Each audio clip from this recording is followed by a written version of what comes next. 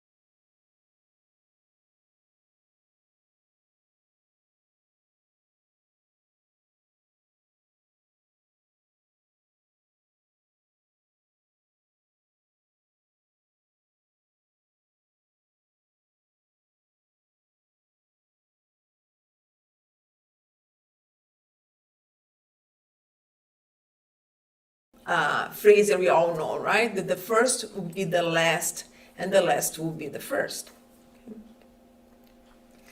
So when we look to the two parables, the one that people knew already, and this parable that Jesus brings to us, they have a lot of similarities. And clearly in both of them, the king or the father of the family, they represent God, right? The work is the work that we all here to do it with our lives. The workers is us, right? And the recompense is going to be related to the amount of work that we're doing here, right? So that's the similarity that they have between the two parables. But they also have some difference. And sorry about this. I forgot to do this. So they also have some difference. And the first difference, do you want to change it for me, Carlos? I don't have my remote control is not working today, so Carlos is going to be my remote control today. So the first difference is that the first parable, God's represented by a king. On Jesus is represented by a father. So a king, especially at the time, when you thought about a king, what you thought about with all the power, but also would punish you, because that's what a king would do at the time. If he didn't like you or you did something that he didn't like, he would, chop your head off. Who was a warrior because he would be fighting with other kings. So the power would be by status, by violence a lot of times, right? So it was more like this vision of a harsh, right? That's the image of a king. And Jesus substitutes for a father of a family. So when we think about a father of a family, we think about someone who's loving, caring, because a father will care for his family, right? And someone who doesn't really punish is someone who educates, right? And it's a father of a family. So it starts to bring the concept that we're all family. Because if he represents God, then everybody under him is a family. So Jesus starts already bringing the first difference in there when he retells this parable, changing from king to a father, right? Because even when a father gives a timeout to their children, they don't give just for the sake of punishment. We give them to sake of educating. So the child has a time to think about what they did. You keep them, you put them in the room there for half an hour, and then you call them saying, did you know what you did wrong? Yeah, why it's wrong. So we have that conversation, and we hope that the next time that the child is in the same situation, they'll behave a little bit better, right? So a father actually does not really punish, he educates, right? Which is different from a king, especially on that time. You did something wrong, you punished, right? You gone. And the punishments at that time were not right, you're tortured or all the things that were done. So that's the first major difference that we have between the two parables. Then the next one is that on the first parable, the king calls everybody at the same time. He calls all the workers and say, go to work. But on Jesus, everybody is called at their own time, right? He goes at the first hour, then he goes at the third, the 6th, the 9th, and the 11th, right? So in the Gospel according to the Spiritism, on the item 2, it's a message from my spirit that only signs as a protector spirit, right? And that's exactly what he says. We need to be ready to be called to work in Jesus' vineyard, right? In God's vineyard. We need to be ready. We need to be prepared. So every time that he went, there's new workers ready to come and to answer this call to go for work, right? And that's why when he goes to the 11th hour, he asks them, why you're not working?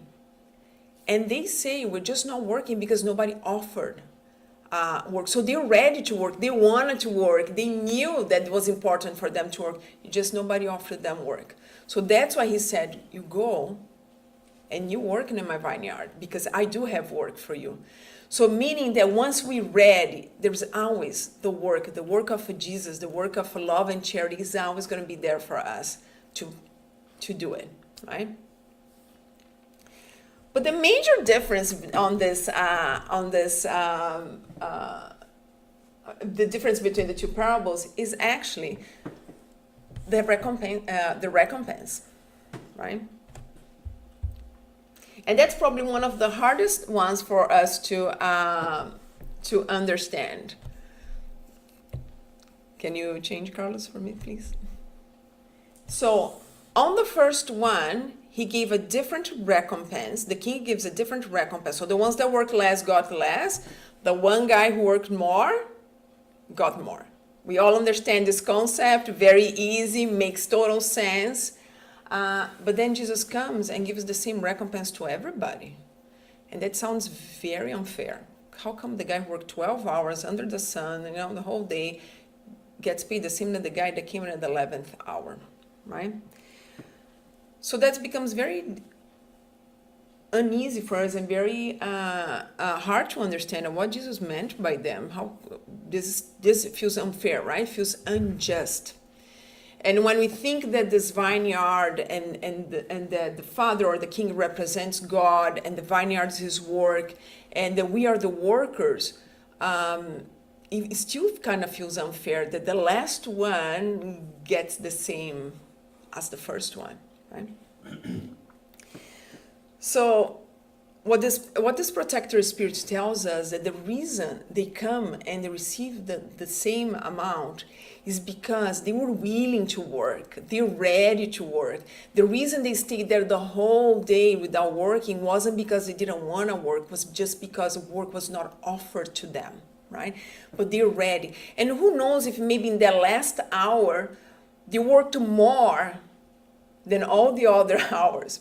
Because the fact that I was there the whole day, and we all know this, because we all know those colleagues, at work that spend a whole day at work and really doesn't do much, right? They get by, do a little bit here, a little bit there, and then sometimes someone in 2 hours do more than someone who sat at the office for 8 hours, right? So the main thing, so one of the things that he wants to put into here is not about quantity. It is not about quantity, it's about quality. So maybe someone on the 11th hour may do way more than someone that came out of the first hour or the third or the 6th of the 9th, right? But also it means that it doesn't matter when we wake up to the realities of Jesus' teachings. The work is always going to be there for us, and the recompense is always going to be. And the recompense is the same, because at the time Jesus is talking, when he says the first will be the last and the last will be the first, what he's talking about the kingdom of heaven, right? So what he's trying to say is that it doesn't matter, because this is the recompense in the end, because we're talking about a spiritual life here, right? Although he's talking about money, denarius, but what he's talking is a representation of the spiritual life. And it's open to all of us, right? Because it's only the people who woke up on the first hour would be entitled to this, then we are a little bit too late, because we're going to see by in a little bit that we are the workers of the last hour.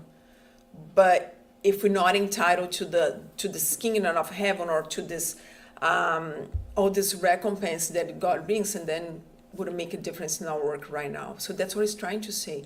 It doesn't matter when we wake up to the realities of Jesus' teachings. It's always open to us to work in the vineyard, and the recompense is going to be the same. The same in the sense that we're all going to get to this blissful world. We're all going to get to this good place that we're all looking for so long, depending on how much work we do it. And that's exactly what the protector spirit says, is that's why they got the same wage, because they're ready. They're the whole day waiting, like, please, someone gives us work. We want to work. We want to do Jesus' work. Because it says, if on the other side, they were just there the whole day without working because they didn't want to, because someone came and offered them a work. Someone came in on the first hour and offered them work, and it goes, it's too early in the morning. I'm not a morning person. Maybe I'll go a little bit later, And then someone comes, at noon and calls them again. It goes, no, the sun's too hot. Yeah, I think not right now, right? And then on the 11th hour, they come and say, oh yeah, now, it's just 1 hour for work. It's perfect. Not much work to do now because it's almost at the end of the day. There's not much sun. Perfect. Now I'm going to go to work. Yes, they would be accepted in the vineyard, but they will not get 1 denarius, right? Because the reason they only went to work on the 11th hour is because they actually procrastinated the whole day. So he says that they would get the wages of the laziness. So basically, you get that 1 denarius and divided by 12 hours, and that's what they would get, like a fraction of that 1 denarius, because that's what they deserve it, right? But he even goes furthermore. But if those workers not only didn't want to work the whole day, they chose to do not work the whole day, but they also spend the whole day doing what it goes blameworthy stuff. So let's say I spend my whole day taking away people's harmony, destroying the harmony in my family, doing wrongdoings, stealing, doing whatever it is that's negative. So basically doing the bad around.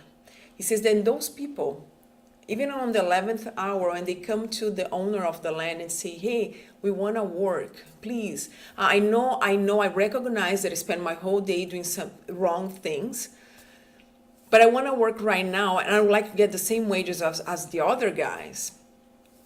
He says that in this case, the answer from the owner would be saying, sorry, I do not have work for you right now. You are not prepared to work in my vineyard. You have to go, prepare yourself first. Then you come back, then I'll have a work for you. Because I cannot put you in my vineyard. You forgot everything that I had taught to you, that was given to you, that was good. So you be prepared to work in my vineyard. But you forgot, so right now I have no work for you. And just to put a comparison would be someone, let's say, I really don't like to study much, it's too hard, so I don't do university. I finish my high school and then I go with my life doing a bunch of mischief here and there, and then doing a lot of bad things, and then all of a sudden I realize, oh my gosh, what I'm doing my life, I'm doing all these wrong things and bad things around. I don't want to do anymore. And I decided that, I want to work as a doctor because that's my, I feel that that's how I'm going to help people. And I want to do it. And I go to a hospital and I knock at the door and I say, hey, I want to come here and work as a doctor because that's what I want to do. And they will say, wow, great, we do have a position. Where are your credentials?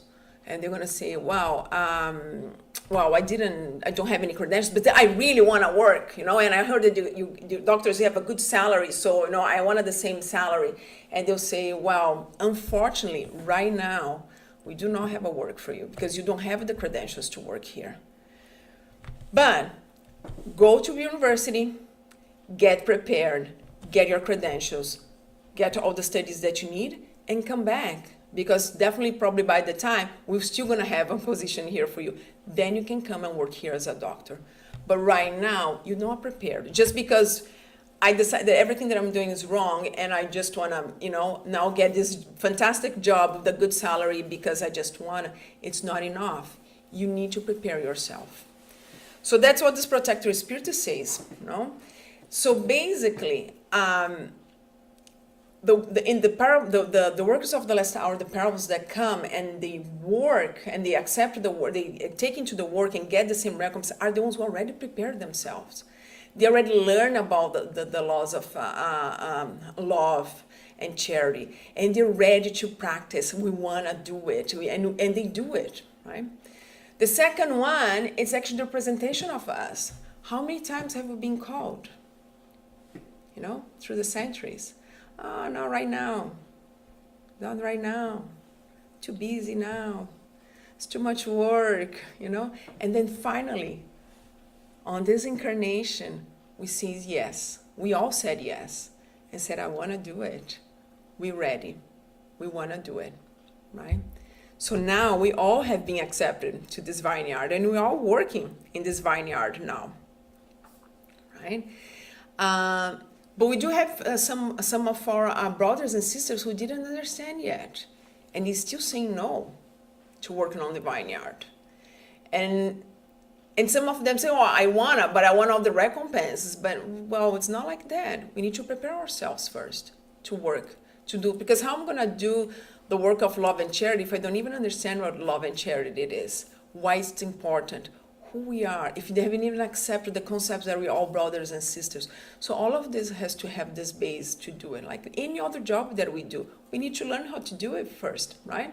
And it doesn't matter what it is. You go to trades, nobody's gonna give you a salary of a master carpenter when you're just new in the job, right? And probably gonna have to go to school, do your trade school.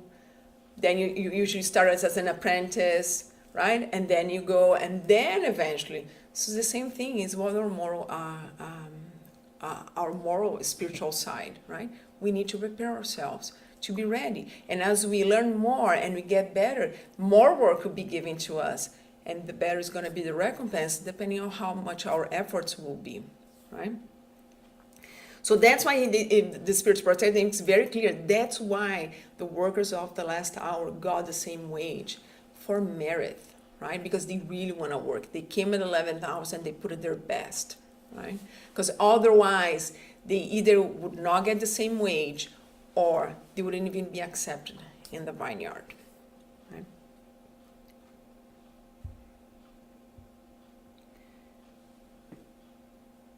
So the other main key that they want to bring about the same recompense, and in terms of you talking about the people who came in on the first hour and the people came in on the last hour, is that it's not about quantity. It's about quality. That's what it's about. That's another key concept in here. I can't come and say, "Oh, I'm a Spiritist now for more than 40 years and and everything." So then someone comes and I was only Spiritist for 10 years. I'm entitled to more just because I'm a Spiritist for 40 years and someone to 10? Depends. How much effort do we have? Because just be a Spiritist, I study Kardec and everything. That's fantastic and we all should do it. But how about my actions, my sentiments? Maybe in my 40 years of Spiritism, I have done less than someone who has been Spiritist for 5-10 years. Right? I may be going to the Spiritist house for 20-30 years, but barely have studied Kardec's books. And someone who's new in the house really gets interested and say, I want to study, I want to learn, and may learn more Spiritism in 2-3 years than I have done in 20-30 years. So it's not about quantity, it's about quality, right? Same thing, we can go to the office example. You can have someone sit in their desk for 8 hours and do very little work, and someone sit in their desk for 3-4 hours and do three to four times more work than the person who sit in the desk for 8 hours, right? Because it's about quality. It's about the effort that we put in there, right? So that's also why Jesus brought this thing about same recompense, which I'm pretty sure at the time was very hard for them to understand. And this feels very unfair.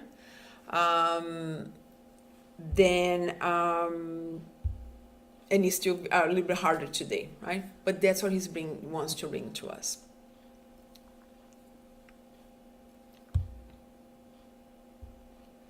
And let's talk about a little bit of the worker for the first hour also that actually came and complained, right? Because he came and complained, "Hey, that's not fair. I should get more. Since you gave 1 denarii to him, I should get more." What the Spirit says to us is that once we understand, actually, that we all here working on the same vineyard, we won't care anymore what the other one is getting as a wage or not. What's important is that I'm getting the wage that I am entitled, that's comparable to my work, instead of being jealous if someone's getting more or less, right? Because we all understand we're all brothers and sisters working in the same vineyard. Okay? And that's something that then on item 3 of the same chapter, another spirit called Henry Hain brings to us. He brings something very, very important about the solidarity of the hours. And what he tells to us is actually that the workers of the first hour, it's Moses and the prophets, right?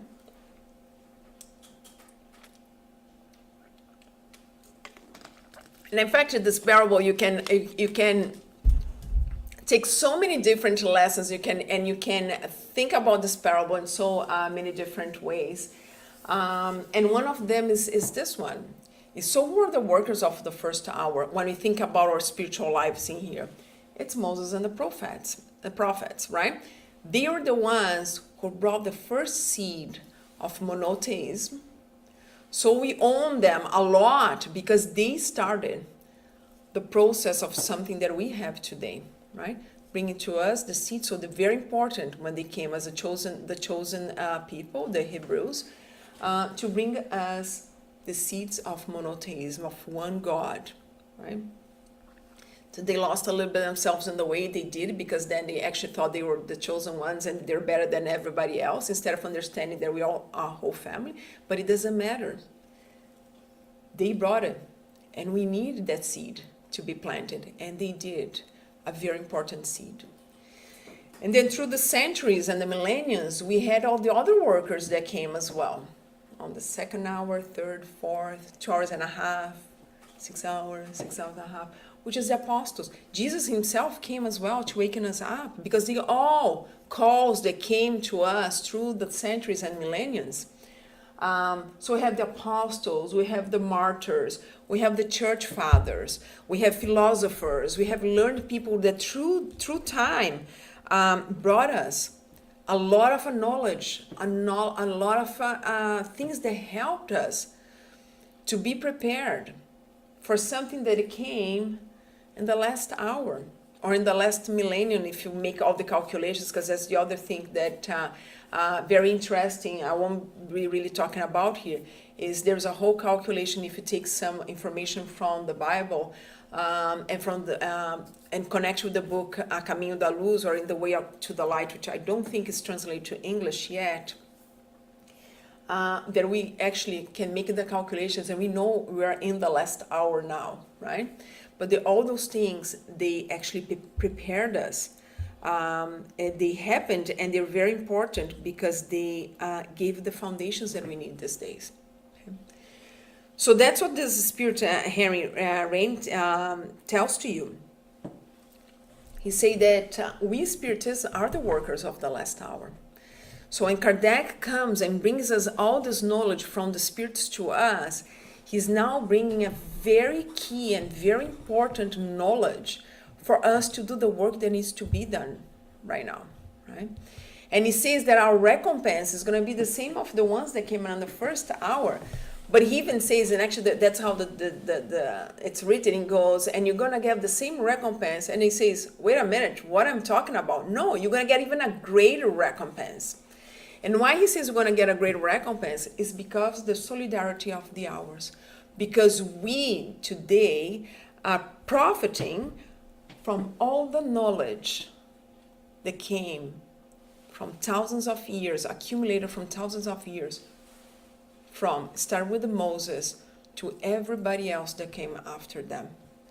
So they give us the base actually for Spiritism to happen, for we be prepared to understand what Kardec brought to us. Because if those seeds are not put in there, if all those people didn't come, all those workers hadn't come before, like Plato, Socrates, as the philosophers, right?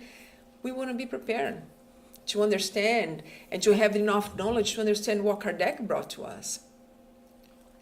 So like he says, God blesses solidarity. It is very important, everything that came before us, right? Some of them were perfect. No, but it doesn't matter. They still did the work that he did. And he says that the only reason also that we're now having a higher recompense, and not a higher recompense that now we, no matter what kind of work we do, we, getting the recompense is not the same. Because he still says that the payment, the wage is going to be comparable to whatever work we do. But the recompense in the sense that we now have the privilege to have all this together, all this work combined together. And on top of that, he tells us that a lot of those spirits, philosophers, prophets, really highly evolved spirits are now reincarnating to help us. So we not only have their knowledge from the past, but they are now coming to help us in the present, and some of them are going to come in the future.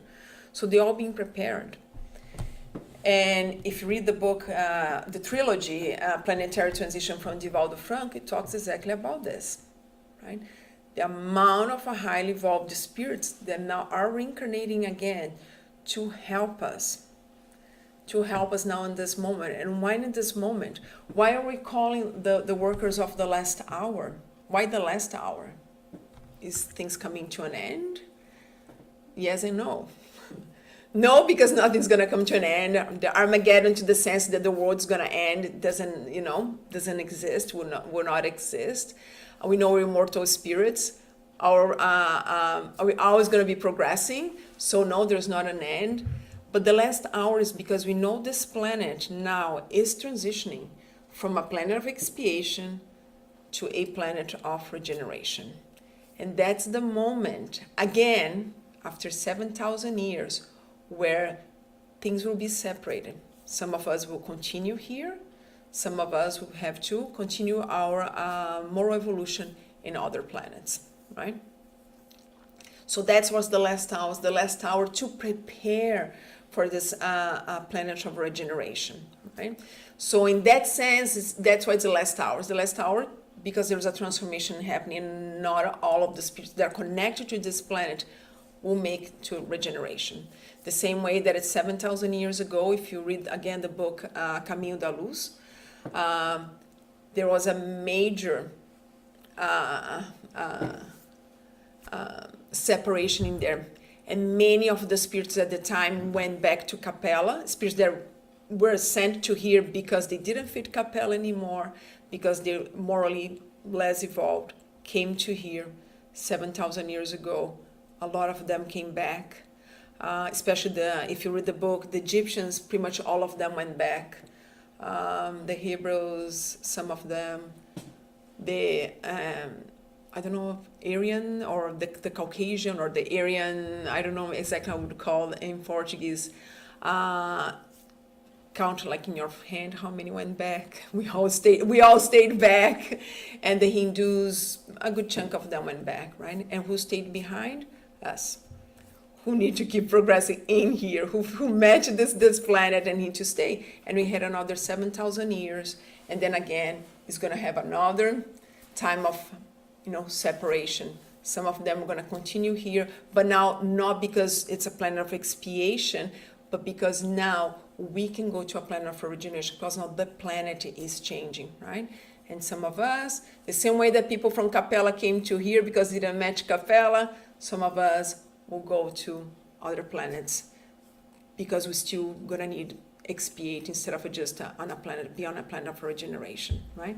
So that's why the last hour, okay? Not the last hour in the sense that, it's coming to an end and, that's it. No, it's not. We all going to keep going. We all going to progress, right? But that's the moment. And it's a crucial moment. And if you think about the parable talks about a father of a family who owns a vineyard. And did Jesus choose a vineyard just as a coincidence? Of course not. So how is the process of a vineyard? And what do you have a vineyard to at the time to make wine, right? What's the hardest part? Is the last one, because now the grapes are going to need to be squished. They're going to be stepped on to squeeze the essence out of it, which is the juice, the liquid, which is going to become the wine, right?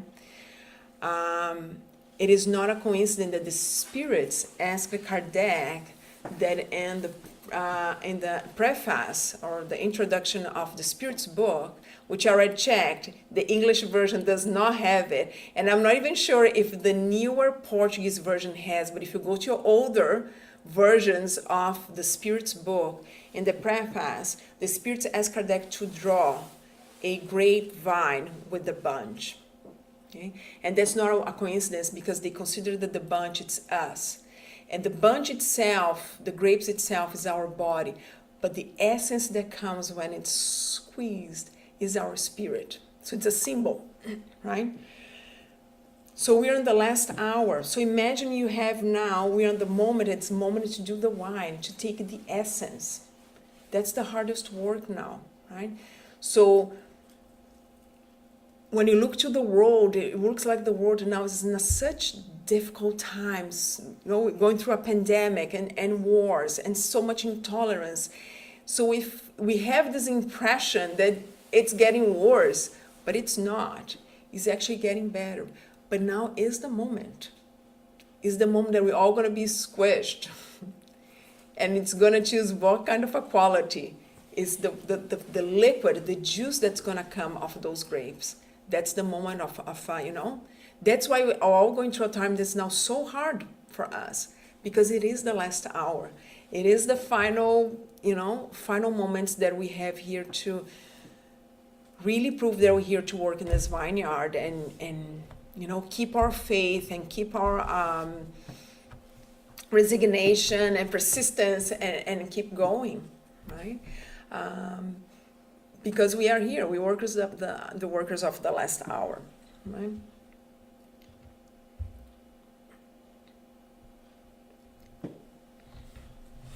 And that's what he tells to us, right? The day that we all work together with our eyes open to God's justice and really understand God's justice. It doesn't matter if you come in the first hour, if it doesn't matter if you come in the last hour, we all gonna work hand to hand. We all gonna be grateful for what we're receiving. We all gonna be grateful to that my colleague that came in the last hour is actually getting the recompense as well, right? I can imagine Emmanuel looking at us and think, hey, come on, they're gonna get the same recompense. I woke up 2,000 years ago. They're only waking up now. They're gonna get the same. Can you guys see Emmanuel going and complaining? I think this is unfair. No, he's probably super happy for all of us who woke up and say it's more workers. That's what we need. We need more workers here in the vineyard. And yes, they should get the same wage because they woke up again, right? They woke up finally, just like I did 2,000 years ago. So, and that's what it is. We all have been called through the centuries. We all have been called, and we woke up now. Now we're here to do this work, right? And that's exactly what the Spirit tells to us. The protector Spirit on item 2 says to us. Can you change for me, please? He says, "Good Spiritist, my dear beloved, you are all the workers of the last hour." Okay. So that's what it is. We all have been called for centuries. Some of us answered a little bit earlier. Some of us answered a little bit later. But it doesn't matter.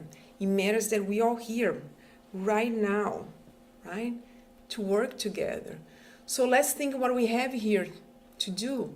And how I'm going to do this work. Am I going to do the work? Or do I have to do something big? Do I have to do something? No. It's like Joana de Angelis told to us today in this reading in the book, right? Some people wait for extraordinary moments and special occasions which never come. And she says, no. Instead of doing something big, do something small but really well done, right? So how I'm going to do this work? Where is this work? Because if I'm the work of the last hour, I'm there in the square waiting. What is this work? The work is what we're doing every day. It's what we're born to do. So if I were born to be a musician, if I was born to be a doctor, if I was born to be a carpenter, if I was born to be a plumber, if I was born to be a teacher, do it with love and heart. Do it. Oh, I work in finances. That's okay. Do it with honesty. Do it thinking about the others. It doesn't matter what, because that's what we were born to do, right? Nobody's attracted to their professions, like, you know. Although some of us, especially in the past more than now, are forced sometimes by our families to do stuff that we don't like it. But just because the family says, no, you know, there's a tradition in this life. I had some friends in Brazil, there's a tradition in the family that the man's already became a doctor. And he had to become a doctor because it was a tradition of the family. I personally don't think it was really his call, right? But he forced himself to be. But those are the exceptions. In general, we're all doing what we're called for. So that's what Joanna told us in this. It's not about doing big jobs. It's about every little thing in our day we do with love and care. Because it doesn't matter if I'm, you know, washing my dishes or if I am, you know, feeding someone, do with love. Because even washing my dishes, I can be doing washing my dishes and cursing, you know, half the world, right? And be very angry. That's what it is saying. It's about what we're doing. So where is this work? In our daily lives. Is how we deal with our families, how we deal with our co-workers, how we deal with the strangers on the street. Because that's the other thing too. Very easy for us to be generous and loving with the people that we love that are around us. How about with the stranger? How about our enemies? Right? When we forgive someone who offended us, that's the work that we need to be. That's the work of the last hour. That's the work that's here. Right? When we learn to be a little bit more patient, when we learn to be a little bit more tolerant, that's the work that we need to do it. That's what it is. Because when we do that, we spread the love and charity around us. So none of us need to become you know, a Mother Teresa or a Gandhi or a Chico Xavier in one reincarnation. And it's actually, that's not what it's asked of us. It's not asked that we, us in this incarnation now, do the work and just at the 11th hour I become perfect. No. Jesus is not asking us to become perfect. He knows we need time for that. Just asking us to do our best, do a little bit better, awaking to understand that we're here to help each other. Awakening here to understand that we're here to do the laws of love and charity to the best of our we can right now, right? We have been called for many centuries. Some of them we didn't answer. We're not prepared. We didn't understand at the time. Now we do understand, right? And as a Spiritist, we really, really have this blessed knowledge that brings us so much understanding through the knowledge of reincarnation, the relation between spiritual and incarnated world, what we really hear, that really help us, gives us better tools now for us to do the work, right? So just like keep this in mind, that we are the workers of the last hour, right? And so let's just do the best that we can and in our daily lives. Because that's the only thing that's asked, not for big gestures, but small gestures, okay? And that's everything that I had to bring to you today. I hope that help us to understand a little bit better this parable. Right? Any questions, any comments? I have a comment. Just at the end here when you said just be you when you, this is sort of thing, when you're working, you're doing everything with love and caring and at home with your co-workers or family. It's interesting to tell you the truth. I just learned this now. Well, because we always expecting for big things. Yeah. Just be you, but be a good person. Yes. That's what it is, and it is interesting. Mm-hmm. Yeah. And I think that's what it is. John Jones is so right. We're waiting for something big than do. So how many of us, when I win the lottery, then I'm going to help a lot of people. No, help now. Yeah. We can help right now. Nobody needs to be rich to help anybody. We all the workers of the last hour. And no work is smaller than the other one, right? And historically, we had created this idea that some workers are minor works, and some works are the important works. And the truth is, they're all connected. They're all connected. I work in a hospital, and in theory, we can see the people from housekeeping, which is the people that comes and clean, lower than the doctor. Yeah, their salary must be, the physical material salary must be lower. But let them go on strike to see what happens with the hospital. We have to close the doors. Because the amount of infection that we're going to have inside the hospital is going to kill a lot of people. We don't run a hospital without the cleaners. So are they less important than the doctor? Absolutely not. They're as important in the hospital than the doctor. And in my opinion, more important than the CEO. Because they change patients' lives on a daily lives. Of course, the CEO, it's very important. The decisions that it makes will affect all of us. But it is. I had one time a guy who's, we call the stores. So it's the guy who all our shipments of materials, like from a gauze to whatever you can imagine, it comes through the basement, it's loading dock and everything, that's put on in shelves. And those guys we call stores, they actually, one guy comes, does for each unit, look at our stocks, see what's needed, bring downstairs a list. Then those guys go to the basement, grab, okay, I need $5 of this or this, and they bring upstairs to us and they restore for us. So every time I need a material, it's right there ready for me. And I always talk with this guy, and one morning he comes to me and say, hey, how are you doing? He's like, oh, I'm good. I said, how are you doing? And he goes to me, well, I'm fine. Well, it doesn't matter how I'm doing. What's important is how you're doing, because you're doing this, your job is important because you're doing this, you're saving all these lives. And then I look at him and I said, do you understand that if a patient here coded, which means arrest, and we run to this room and the equipment that we needed to save this patient is not here, the patient may die. That the only reason we can act fast is because you every day replace all the equipment that we need in here. I said, did you know if every time I need a nasal prong or a mask to give it to my patients, I had to go all the way to the basement to pick it up, the mask, and come upstairs? Probably see 1 to 2 patients less a day because I would spend a lot of time going down, up and down. So your job is as important as mine or anybody else in here. And his face, like, it changed, and he was surprised because he himself saw his job as a minor one, right? And he looked at me and said, I never thought like that. I said, but that's true. Your job is important as anybody else here, including the CEO of this hospital, because your job also saves lives. And look at me, it's like, oh, I hope everybody thought like that. And I'm thinking, I hope you thought like that because it's your job. You should be proud of you do. Like, you should not see. So, but that's society. That's how we created, right? We created that if you work in construction, you're less than the guy who has a big PhD. No, it's not. Because you build the house that he lives. Because he doesn't know how to build a house. In fact, he doesn't even know how to fix a faucet. Okay? Because some of them can even change a bulb. Okay?